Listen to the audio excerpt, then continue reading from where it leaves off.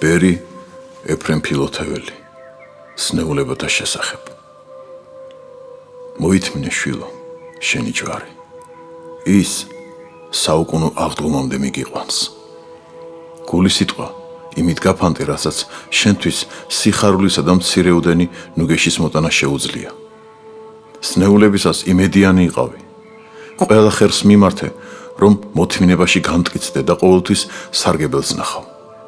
ილოცე, აიძულე თავი, იფიქრე, რომ ყველაფერი განქარდება.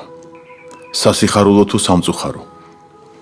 აქედან გამომდინარე კი ზეციურზე, როგორც მყარსა და მარადილზე ისე იფიქრე. ჩემო კურთხევლო ქრისტეს მიერო შვილო, სულთა და ხორცს და დიდ მკურნალს ვევედრები თავისი წმინდა ნებისამებრ სრული ჯანმრთელობა მოგანიჭოს. არსებობდნენ შვილო წმინდა ადამიანები, რომლებიც თავად მძიმედ დაავადებულნი სხვებს კურნავდნენ. როგორ უყვარდა ღმერთს ისინი. სნეულების ან მწუხარების ტვირთის დადება ადამიანზე ამ სულისადმი ღვთის სიყვარულის განსაკუთრებული მოწმობაა. ხორციელი თუ სულიერი ტკივილი სულის სამოსელს ცოდის ყოველგვარი ბიწისგან განწმენს, ასუფთავებს და განაბრწყინვებს. ერთი წმინდა მამა მუდმივად შეუძლოდ იყო. ისე მოხდა, რომ ერთხანს აღარ უავადმყოფია და ჩიოდა. ო ღმერთო ჩემო, რატომ დამევიწყე და არ მემიჩნიე შენი მოხილვის ღირსად. ნეტარს ავადმყოფობა სურდა, რადგან გამოცდილებით იცოდა თუ რა სარგებელს მიიღებდა სნეულებით სული. ცოდვილი, რომელსაც სინანული არ აქვს, ტკივილს სინანულამდე მიჰყავს, ხოლო მართალს სულიერ ძალებს უხალისებს და მტკიცეს ხუდედ ექცევა, რომ არ შესწოდოს. უფროსების მოთმინება ახალგაზრდებისათვის მაგალითია.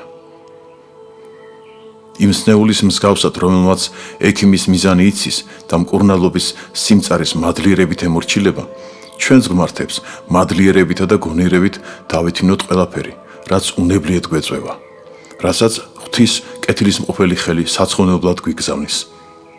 ძლეოსანს ასპარეზი, კაპიტანს ზამთარი და ქარიშხალი, მეომარს სამხედრო წყობა, სულგრძელს უბედურება, ქრისტიანს კი განსასწრელი გამოსთვის, ამბობს ბასილი დიდი. როგორც გუთნით ღრმად მოხნული მიწა ნოყიერდება, ასევე სულიც ღრმად ტკივილის სნეულების ხშირი სტუმრობისას სათნოებით ნაყოფიერდება. რაც უფრო მეტ ტკივილსა და მწუხარებას იტანს კაცი, მით უფრო მშვენდება მისი გვირგვინი. და თუ მას ძლიერი და მრავალგვარი ტკივილი ამძიმებს, მაშინ დიდების გვირგვინიც ბევრი, ნაირფერი ყვავილითა და მარგალიტით ირთვება. ოქრომ ბრძმეთში უნდა გაიაროს, ძალა რომ შეიძინოს. ქრისტიანის სულმაც განსასწრების ბრძმედი უნდა გაანვლოს, რომ მეუფე ქრისტეს სამეფო საგანძურიდან საუკუნო დიდების ბეჭედი მიიღოს.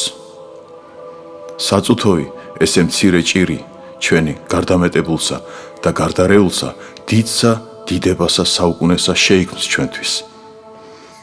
ვფიქრობ, რომ ვერ ღირს არიან ვნებანი იგი ამის ჟამისანი, მერმისა მისთანად დიდებისა, რომელ გამოჩინებად არ ჩვენდა მომართ. თუ კი წმინდა და კურთხეულმა ადამიანებმა ტკივილის სახმელი გაიარეს და სარგებელი მიიღეს, რამდენად უფრო შეგვეფერება ტკივილი ჩვენ და როგორ სარგებელს მივიღებთ მისგან, როცა მას გონივრულად და მადლობით დავითმენთ. როცა ხორციელი ან სულიერი ტკივილი შეგვაჭირებს, მაშინ ვიფიქროთ, რომ უფალს ვუყვარვართ და მის რჩეულთა შორის გვაქვს წილი. ღვთის ნეტაროს სწავლებავ, მიყვარხარ, მაგრამ ასეთი წყალობის ღირსი არა ვარ, რადგან განსვენებით ვცხოვრობ და საუკუნო ცეცხლის კერძი ვხდები. ასე რომ შვილო, გნატრი და შურ შენი, რადგან იტანჯები და საუკუნო განსვენებას მიიღებ. შენი გვირგვინი მშვენდება, იკაზმება საუკუნო დიდებისთვის. ბოლომდე დაუთმე უფალს, მტკიცედ გეჭიროს შენი ჯვარი, არ გაუშვა ხელი და მუდამ ქრისტესთან იდიდები საუკუნოდ.